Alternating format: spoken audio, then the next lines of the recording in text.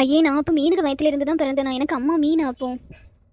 Aunty, நீங்க சொன்ன story என்னால நம்பவே முடியல ஆண்டி. அப்போ மீனம்மா உண்மையாவே மீனுக்கு வயிற்றுல இருந்து தான் வந்தாளா? ஆமா பிள்ளைங்களா, உண்மையாவே மீனம்மா மீனுக்கு வயிற்றுல இருந்து தான் வந்தா. அதனால தான் அவளுக்கு மீனம்மான்னு பெயர் போட்டோம். இந்த ஸ்டோரியை இதுவரை நான் யார்கிட்டையுமே ஷேர் பண்ணதே இல்லை. ஃபர்ஸ்ட் டைமாக உங்கள்கிட்ட தான் சொல்லியேன். சரி பிள்ளைங்களா, நீங்கள் எல்லாம் பேசிகிட்டு இருங்க. என்ன, எனக்கு நிறைய வேலை இருக்குது. உங்கள்கிட்ட கதை சொன்னதில் ஒரு வேலையுமே நான் பண்ணல. சரி சரி ஆண்டி. இன்னும் எனக்கு நல்ல கன்ஃபியூஷனாகவே இருக்குது. மீனம்மா எப்படி மீனுக்கு வயிற்றுக்குள்ளாடி போனா? அந்த ஸ்டோரியும் எனக்கு தெரியணும். மீனுக்கு வயிற்றுல இருந்து எப்படி இங்கே வந்தான்னு நமக்கு அந்த ஸ்டோரி தெரியும். எப்படி மீனுக்கு வயிற்றுக்குள்ளாடி போயிருப்பா? அந்த ஸ்டோரி நமக்கு தெரிய வாய்ப்பே இல்லை. எனக்கு ஒரு ஐடியா. நெட்டவெள்ளியும் மீனம்மாவும் சேமாக இருக்காங்க இல்லை? நெட்டவெள்ளிக்கு அம்மாட்ட கேட்டு பார்ப்போம். அப்போ ஏதாவது க்ளூ கிடைக்கும். ஒருவேளை மீனம்மா நெட்டவெள்ளிக்கு ரிலேட்டிவ் யாராவது இருக்கலாம். ஏன்னா நெட்டவெள்ளியும் மீனம்மாவும் சேமாக இருக்காங்க இல்லை? அதுதான் எனக்கு இந்த டவுட் வருது. ஒருவேளை சின்ன வயசில் அவங்க கலைஞ்சு போயிருக்கலாம். ஏதாவது இருக்கும். நம்ம நெட்டவெள்ளிக்கு அம்மாட்ட கேட்டு பார்ப்போம். மீனம்மா, இப்போ நீ எதுக்கு அழுதுட்டு இருக்க? எனக்கு இன்னைக்கு தான் தெரியும். எங்கள் அம்மா சொன்ன பிறகு நான் மீனுக்கு வயிற்றுல இருந்து தான் பிறந்தேன்னு. நான் இதுவரை இதுதான் எங்கள் அம்மா அப்பான்னு நினச்சிட்டு இருந்தேன். கவலைப்படாத மீனம்மா. நீ மீனுக்கு வயிற்றுக்குள்ளாடி இருந்து வந்தாலும் இவங்க ஒன்றும் பாசமாக தானே பார்த்துருக்காங்க. இவங்க ஏதாவது கொடுமைப்படுத்துகிறாங்களா? இல்லை இல்லை, கொடுமை எல்லாம் படுத்த மாட்டாங்க. ஆனால் மீன் விற்க வைப்பாங்க. உங்களை போல் எனக்கு ஸ்கூலுக்கு எல்லாம் போக முடியல. அதுதான் எனக்கு வருத்தமாக இருக்குது. நாங்கள் உங்கள் அம்மாட்ட பேசிட்டா மீனம்மா. மீனம்மாவை எப்படியாவது ஸ்கூலில் சேருங்கன்னு. சரி சரி பூமாரி, நீ பேசி பாரு. இதுவரை எனக்கு ஸ்கூலுக்கு போக ஆசையே வரல. ஆனால் உங்களை பார்க்கும்போதெல்லாம் எனக்கு ஆசையாக இருக்குது. நானும் ஸ்கூலில் போய் படிக்கணும்னு ஆசையாக இருக்குது. எதுக்கு நான் மட்டும் மீன் வித்துட்டு இருக்கேன்? ஆண்டி, மீனம்மாவே நீங்கள் ஸ்கூலில் படிக்க விடுங்க ஆண்டி. அவள் ரொம்ப ஃபீல் பண்ணிட்டு இருக்கா.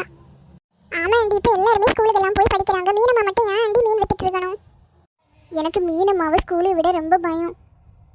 என்ன ஆண்டி, எல்லா அம்மாவுக்கும் பயம்தான். ஆனால் அவங்க பிள்ளைங்க நல்லா படித்து பெரிய டாக்டர் ஆகணும், கலெக்டர் ஆகணும் தானே ஸ்கூலில் விட்டுறாங்க. ஆனால் எனக்கு பிள்ளை வேலைக்கெல்லாம் போகக்கூடாது. எனக்கு கூடயே எப்போவுமே இருக்கணும். அதனால தான் அவளை ஸ்கூலுக்கெல்லாம் விடல.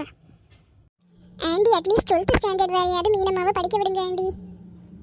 ஆமாம் ஆமாம், நான் ஸ்கூலுக்கு போகிறேன். எனக்கு ஸ்கூலுக்கு போக ரொம்ப ஆசையாக இருக்குது. சரி மீனம்மா, பார்க்கலாம். நான் அப்பாட்ட கேட்டுட்டு அப்பா என்ன சொல்கிறாங்களோ அப்படி பண்ணலாம். என்ன? சரி ஆண்டி, நாங்கள் வந்து ரொம்ப நேரம் ஆச்சுல்ல. நாங்கள் இனி வீட்டுக்கு போகிறோம். என்ன? சரி பிள்ளைங்களா, அடிக்கடி எங்கள் வீட்டுக்கு வாங்க. என்ன? நெட்டவெள்ளி, இனி உங்கள் வீட்டுக்கு தான் போகணும். உங்கள் வீட்டில் போய் உங்கள் அம்மாவுக்கு ஏதாவது தெரியுமான்னு கேட்கலாம்.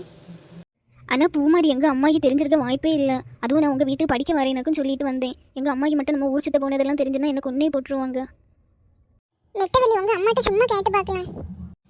ஆமாம் நெட்டவெள்ளி, உங்கள் அம்மாட்ட சொல்லலாம். கொஞ்ச நேரம் படிச்சுட்டு சும்மா நாங்கள் வெளியில் நடந்து போயிட்டு இருக்கும்போது ஒன்றை போலே ஒரு பிள்ளையை பார்த்தோம் அப்படி சொல்லலாம். உங்கள் அம்மாவுக்கு ரியாக்ஷன் என்னன்னு பார்க்கலாம். என்ன? சரி சரி பூமாரி, அப்போ எங்கள் வீட்டுக்கு எல்லாரும் வாங்க. நெட்டவெள்ளி, இதுதான் உனக்கு ரூமா? ஆமாம் பூமாரி, இதுதான் எனக்கு ரூம். பார்க்கவே நல்லா இருக்கு நெட்டவெள்ளி. பெயிண்டிங்ஸ் எல்லாம் நல்லா இருக்கு. உனக்கு ரூம் எப்பவும் நீட்டாக வச்சிருப்பேல்ல? ஆமாம் ஆமாம், நான் எப்போவுமே ரூமை நீட்டாக தான் வச்சுருப்பேன். எங்கள் அம்மாவுக்கு ரூம் எப்போவுமே நீட்டாக இருக்கணும். எனக்கு ரூம் எல்லாம் நீட்டாகவே இருக்காது தெரியுமா? எங்கள் அம்மா தான் ஃபுல்லாக அரேஞ்ச் பண்ணுவாங்க. நான் திரும்பவும் ஸ்கூல்ல இருந்து போய் வீடை திரும்பவும் நல்லா அழுக்காக்குவேன். திரும்பவும் மார்னிங் எங்கள் அம்மா க்ளீன் பண்ணுவாங்க. அப்படி தான் நடந்துகிட்டே இருக்கும். அம்மா, நம்ம வீட்டுக்கு யாரெல்லாம் வந்திருக்காங்கன்னு பார்த்தீங்களா? ஆமாம் நெட்டவெள்ளி, உனக்கு ஃப்ரெண்ட்ஸ் எல்லாம் நேரமே வந்தாங்களா? இல்லை அம்மா, இப்போ தான் வந்தாங்க. பூமாரி, நெட்டவெள்ளி மேக்ஸ் எப்படி படிக்கிறா? உங்கள் வீட்டு மேக்ஸ் படிக்கணும்னு சொல்லி காலமே அவசரப்பட்டு வந்தா. ஆண்டி, நெட்டவெள்ளி மேக்ஸ் நல்லா தான் ஆண்டி படிக்கிறா. கண்டிப்பாக அவளுக்கு அடுத்த டைம் மேக்ஸுக்கு நிறைய மார்க் கிடைக்கும். அவள் எல்லா சப்ஜெக்ட்டும் பரவாயில்லாமல் படிப்பானா. மேக்ஸ் தான் அவளுக்கு மண்டையில் யாரவே இல்லை. சின்ன வயசுல இருந்தே அப்படி தான். எனக்கும் சின்ன வயசில் மேக்ஸ் அவ்வளவா வராது. என்ன போலேயே நெட்டவெள்ளி, அவளுக்கும் மேக்ஸ் வரல. இப்போ தான் எனக்கு புரியுது. நீங்கள் சின்ன வயசில் மேக்ஸ் நல்லாவே படிக்கல. அதனால தான் நானும் இப்போ நல்லா படிக்கல. நீங்கள் ஒருவேளை சின்ன வயசில் மேக்ஸ் நல்லா படிச்சிருந்தீங்கன்னா நானும் நல்லா படிச்சிருப்பேன். பூமாரி அம்மா எல்லாம் சின்ன வயசில் மேக்ஸ் நல்லா படிப்பாங்களா? அதனால அவளுக்கு இப்போ மேக்ஸ் நல்லா வருது. பூமாரி, நம்ம எதுக்கு பூமாரி வந்தோம்? ஃபாஸ்ட்டாக நெட்டவெளிக்கு அம்மாட்ட கேளு. நெல்லு மஞ்சு, உடனே எல்லாம் கேட்க முடியாது. கொஞ்சம் பொறுமையாக யோசிச்சு தான் கேட்கணும். ஆண்டி, இன்னைக்கு ஒரு பொண்ணை நாங்கள் ரோட்டில் பார்த்தோம் ஆண்டி. அவளை பார்க்க நெட்டவெள்ளி போலே இருந்து. உண்மையாக சொல்கிறீங்க? நெட்டவெள்ளி போலே இருந்தாளா? ஆமாம் ஆமாம், ஒரு டிஃப்ரென்ஸ் கூட இல்லை. எல்லாமே என்ன போல், ட்ரெஸ் மட்டும்தான் வேறு. மஞ்சுவும் பூமாரியும் அப்படியே ஷாக் ஆகிட்டாங்க. எனக்குமே நல்லா ஷாக்கிங்காக தான் இருந்து. எப்படி அம்மா ஒரு நாள் போல் 2 பேர் இருக்க முடியும்? அவள் இப்போ எங்கே? அவளை பார்க்க ஆசையாக இருக்குது. எங்கே இருக்கா மக்களே? என்ன ஆண்டி, அந்த பொண்ணு உங்களுக்கு தெரியுமா? அவள் வேறு யாரும் இல்லை, நெட்டவெளிக்கு கூட பிறந்த தங்கச்சி தான். அவள் இப்போ எப்படி இருக்கா? நல்லா இருக்காளா? அவளை சின்ன வயசில் நான் தொலைச்சது. தேட அவள் கிடைக்கவே இல்லை. என்ன அம்மா சொல்கிறீங்க? எனக்கு தங்கச்சி உண்டா? ஆமாம் மக்களே, நீங்கள் 2 பேரும் ட்வீன்ஸ் தான். ஒரு நிமிஷம் முன்ன பின்ன பிறந்தீங்க. ஆண்டி, அந்த ஸ்டோரியை சொல்லுங்க ஆண்டி. நெட்டவெளிக்கு தங்கச்சி எப்படி தொலைஞ்சு போனான்னு சொல்லுங்க ஆண்டி. நான் சொல்லியும் பிள்ளைகளா இதுவரை இந்த ஸ்டோரியை நான் நெட்டவள்ளிட்ட கூட சொன்னதில்லை. இன்னைக்கு தான் அவளுக்கே தெரிய போகுது.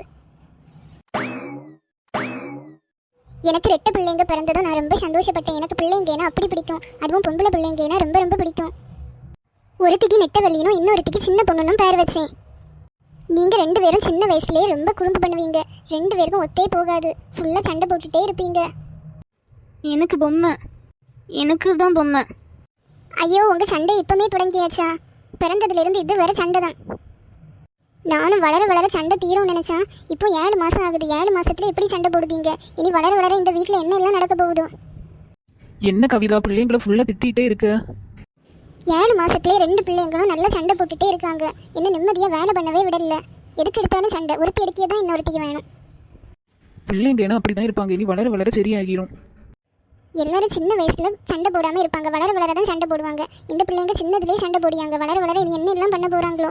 நிம்மதியாக ஒரு வேலை பண்ண முடியல. கிச்சனில் வேலை பண்ணிட்டு இருக்கும்போது திடீர்னு அழுக சத்தம் கேட்குது. வீட்டில் எவ்வளவு பொம்மை இருந்தாலும் ஒருத்தி அடிக்கிய பொம்மை தான் இன்னொருத்திக்கு வேணும். சரி சரி, நீ டென்ஷன் ஆகாத. உங்களுக்கு என்ன பார்க்கணும்? உங்களுக்கு வேலையை விட்டால் வீடு, வீடை விட்டால் வேலை, அவ்வளவுதானே. பிள்ளைங்களெல்லாம் பார்க்கியது நான் தானே. 2 பேரும் சண்டை போடியாங்க, அவ்வளவுதானே உனக்கு ப்ராப்ளம்? ஆமாம், எப்போ மாதிரி ஒருக்க சண்டை போட்டால் பரவாயில்ல. ஃபுல்லாக சண்டை போட்டுட்டு இருக்காங்க. நான் ஒரு ஐடியா சொல்லிங்க. 2 பேரும் சேர்ந்து இருந்தால் தானே சண்டை போடியாங்க. ஒருத்தியை ஒரு ரூமில் விட்டுட்டு இன்னொரு ரூமில் விட்டுரு. அப்போ சண்டையே நடக்காது. இது சூப்பர் ஐடியா தான். இன்னைக்கு அப்படி தான் பண்ணணும். பொம்மை பொம்மை. சரி, ஒருத்தி இந்த ரூம்லேயே இருக்கட்டும். இன்னொருத்தியை நம்ம வெளியில் கொண்டு விடலாம். அவள் வெளியில் காக்கா குருவி இலையெல்லாம் பார்த்துட்டு இருப்பா. அதுக்கப்புறமா நம்ம வேலை பண்ண ஸ்டார்ட் பண்ணலாம். வாமக்களே சின்ன பொண்ணு, உனக்கு பொம்மை எல்லாம் வேண்டாம் என்ன? அம்மா உனக்கு காக்கா குருவி எல்லாம் காட்டிதாரேன்.